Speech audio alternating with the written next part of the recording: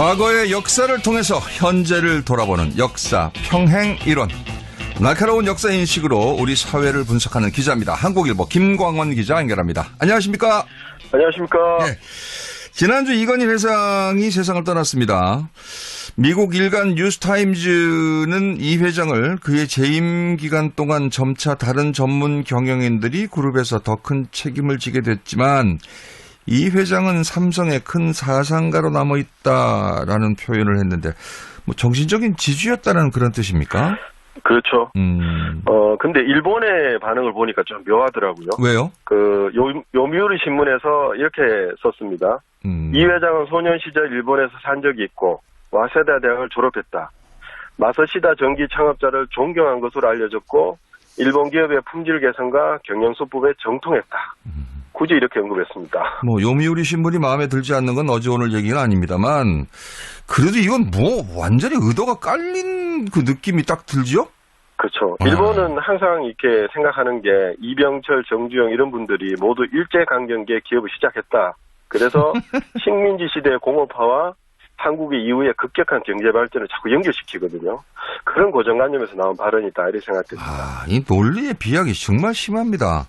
이 전쟁 때문에 일본이 남긴 산업시설은 뭐 굳이 얘기 안 해도 다 파괴가 됐고 지금의 성과도 한국만의 추진력, 저력 이거 뭐 상당한 부분이 작용한 결과 아니겠습니까?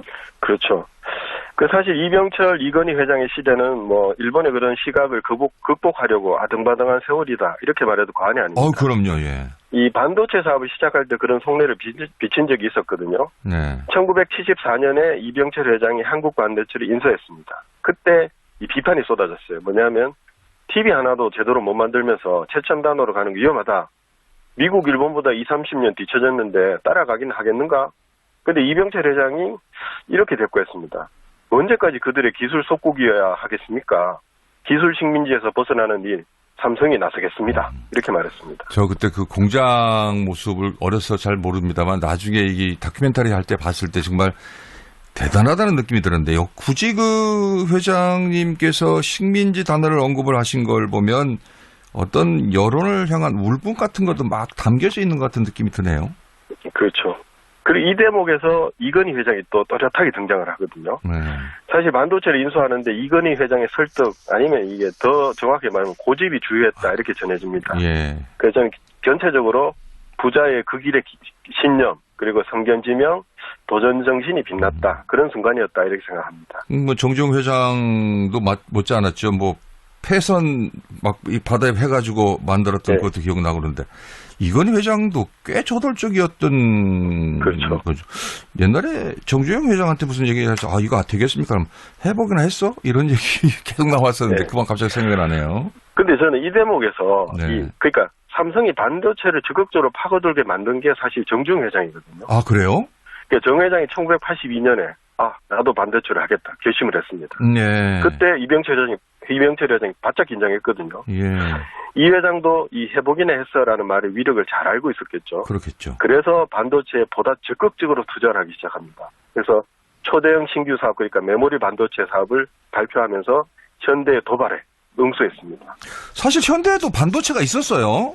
제가 알기로는 처음에. 예. 근데 이게 결국은 삼성과 한판 붙은 거고, 그 현대는 지금 뭐 이렇게 뭐 LG하고 있다가 더 가고 알고 있는데, 이 팽팽한 경쟁 구도가 결국은 그 현대하고의 그 경쟁이 삼성 반도체를 만드는 원동력이 될 수도 있겠네요. 그죠. 큰 힘이 됐죠. 네. 그 사정을 좀 달면 정 회장이 해보기나 했어. 이런 말을 했다면 이병철 회장은 믿었으면 맡겨라라는 철학을 가지고 있었습니다. 여기서 약간 지역적인 이야기인데요. 저는 믿었으면 맡기는 것은 삼성이 처음 사업을 시작한 지역인 대구의 상인 정신과 상통한다 이렇게 생각합니다. 예. 상인들은 경쟁은 허용되지만 속이는 건 용납이 안 되거든요. 네. 그래서 신용을 바탕으로 돌아가는 것이 상인 네트워크입니다. 이병철 회장이 신념에 그런 대구 상인들의 어떤 사고가 투영되지 않았을까 그렇게 생각합니다. 그 삼성이 태동한 거는 뭐 대구 알고 있고 상인들도 많았고 특히 양령실은 뭐 전국 최대 규모이지 않습니까? 그렇죠. 여러 번 말씀드렸는데 구한말에 대구 시민의 60%가 보부상 등 상인이었다고 전하거든요. 그렇군요. 그러다 뭐 서문시장은 전국 3대 시장이죠. 그렇죠. 양령시도 여러 군데 있긴 했지만 대구 양양시가 전국 최대 규모였거든요. 네. 그런 면에서 그냥 상인의 도시다. 이래 틀린 말이 아닙니다. 아, 예. 한 가지 더 덧붙이자면 구한 말에 상업이 활발한 지역은 여러 곳이 있었습니다. 사실은.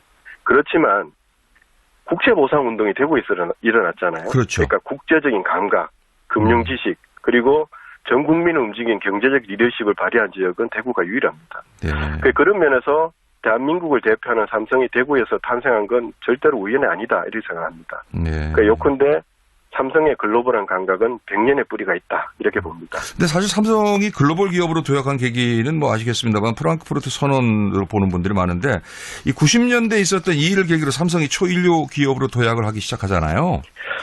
그렇죠. 제가 너무 비약을 하는 건지 모르겠는데요. 네. 저는 그 역사마저도 대구와 좀 관련이 있는 것 같아요. 그것도? 이 국채보상운동을 이끈 핵심 인물 중에 한 분이 서상돈이잖아요. 그렇죠. 그 서상돈은 보부상으로 시작해서 나중에 보부상을 800명이나 거느렸습니다. 근데 보부상이라는 사람들은 현장에서 소비자를 만나는 사람이잖아요. 그렇죠. 실질적인 정보를 얻을 수 있는 직업입니다. 맞습니다. 근데 이건희 회장도 프랑크푸르트 선언 후에 보부상단을 꾸립니다. 이건 제 생각입니다. 네. 그러니까 수백 명의 중력들을 이끌고 미국, 일본, 유럽으로 다니면서 삼성의 현주소를 직접 눈으로 확인하도록 했습니다. 그래서 이렇게 중력들이 현장을 직접 보고 느끼면서 받은 충격은 삼성이 발전하는 데 큰 역할을 했다. 저는 생각합니다. 그러니까 지역적인 전통이 삼성의 발전에 강렬하게 한국적인 요소라고 작용을 했다고 기자님 보시는 거죠? 예. 처음에 말씀드렸듯이 일본은 자꾸 한국인들이 일제강점기에 일본식 교육을 받아서 어떻게 됐다 이렇게 생각을 하거든요. 일본에서 배웠다고 자꾸 말해요. 네. 근데 한국인의 교육열과 지식력은 일제하고 별로 상관이 없습니다. 네. 해방 후에 오히려 진학률이 확 높아졌고요. 그렇죠. 지식을 향한 열정 덕분에 미국으로 서양 선진국으로 많이 갔거든요. 유학 가고 기술 도입을 이렇게 이게 급증했다 이렇게 표현합니다. 네. 이건희 회장만 봐도 일본에서 공부하긴 했지만 미국 조지 워싱턴 대학 경영대학원을 졸업했죠. 그리고 1970년대에 미국 실리콘밸리를 누비면서 하이테크 산업 진출을 모색했다. 이렇게 알려져 있습니다. 지금의 경제 발전이 한국, 또 한국인이 가진 고유의 동력이 작용한 것이다. 이렇게 완벽하게 결론을 내도 되지 않겠습니까? 저는 그렇게 결론을 내리고 있습니다. 저도 그렇습니다. 예. 그러니까 일본은 사실 일본적인 특징이 있거든요. 근데 한국은 한국적인 특징이 있습니다. 그렇죠. 한국이 특정한 부분에서 일본을 하나의 샘플로 생각할 수는 있겠지만 그대로 따라하면 한계에 부딪힙니다. 일본 역시 도저히 한국인의 기질과 맞지 않는 부분이 있거든요.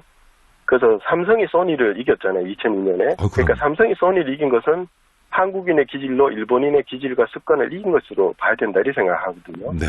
그러니까 삼성만 놓고 딱 이야기하면 이병철 회장이 그 길을 기획했고 이건희 회장이 이를 실현했다 할 수 있겠죠. 그러나 전체적으로 보면 한국인의 뛰어난 기질과 특질은 앞으로도 삼성에 버금가는 그 이상의 초일류 근로기업을 우리나라에 많이 탄생시킬 것이라는 예측도 가능하다. 그렇습니다. 생각 혹은 확신합니다. 네, 우리 기업들 대한민국의 울타리를 넘어서 이제 세계로 뻗어 쫙 나간 지가 오래됐지만 삼성은 그중에서 특별한 성과를 냈습니다. 경제 분야의 한국인의 그 강렬한 기질, 특성 우리 기자님 말씀해 주셨는데 더 잘 발휘돼서 삼성에 버금가는 글로벌 기업들이 더 많이 나왔으면 좋겠는데 그죠? 예. 네, 오늘 말씀 고맙습니다. 예, 감사합니다. 네, 한국일보 김광원 기자와 함께했습니다.